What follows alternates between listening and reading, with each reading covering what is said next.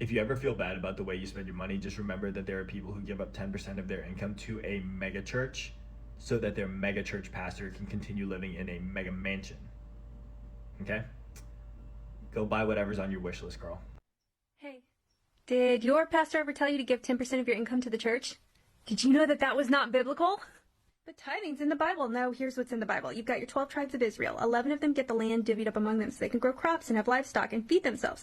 And then those Levites, that 12th tribe, don't have land, so 10% of the other tribes' food goes to the Levites. That's Numbers 18. Deuteronomy 14 repeats that, but adds this third year, where the 10% of the food, crops, livestock, go into the storehouse to feed people. Not just the Levites who are landless, but the poor, foreigners, orphans, widows, and the people providing the food, too. This was a society providing a social safety net so no one went hungry, and it's specifically food. They had money. This was food. So when your pastor quotes Malachi about giving to God's storehouse, you now know what that is. And when he promises blessings because God will open the floodgates, yeah, that was rain so you could grow more food.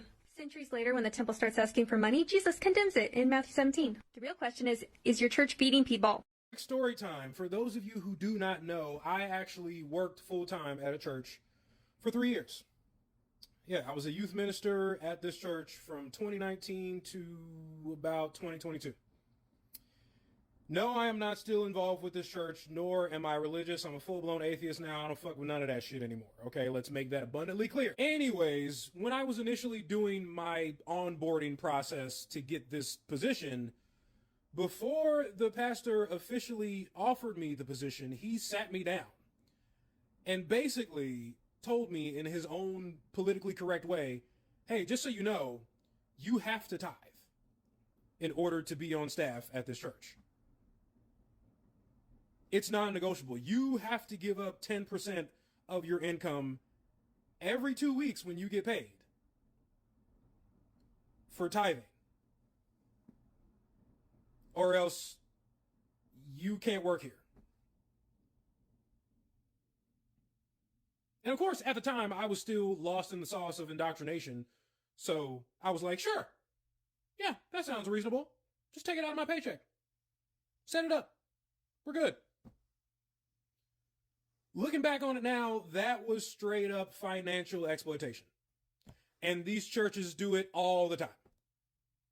It's way more common than you might think. I was on the finance team for a church that had multiple locations, and they were pulling in a lot of money every week. So it was required that I tithe because I served. So not only did I work for free, I also paid money to work for free to pay for other people's kids to go to college and have all the things that my daughter could have possibly been lacking later. And what happened when I required services, they told me there would be a charge for me to utilize, I guess, some canceling. And obviously I said I declined. And then I met people who were a part of that church who were millionaires. And they were charged nothing for canceling. Why? Because they had money and they were part of the elder team. Because the elder team doesn't have to tithe because they make the real decisions. You give these people your money and you're not understanding that they are exploiting you and everything about you. And these people will defend it all the way up to taking your life because not my pastor. Oh no. So I don't say anything.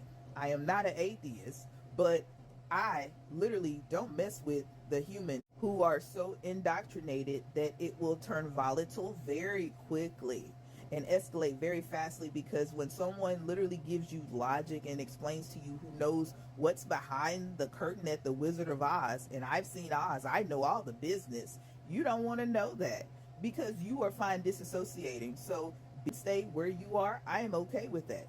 But for some reason, you want to get rid of us when we're not the problem. You're the problem because you're the one doing this love and light BS and saying nothing's wrong when everything's wrong. And it's causing problems in our system, especially the government, as well as the medical system. That will be on part 2. Also, it was recommended to me that I see this woman, and she said she cannot give a blessing without being blessed, as in people had to give up money.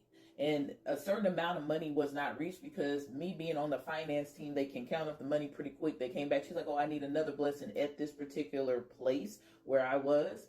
And she gave a scripture. And I'll be clear, if you're paying for blessings, they're not actually blessings. There's an exchange of you receiving something, and I received nothing out of this situation. It was a grift, and this is what it is, honestly. They grift.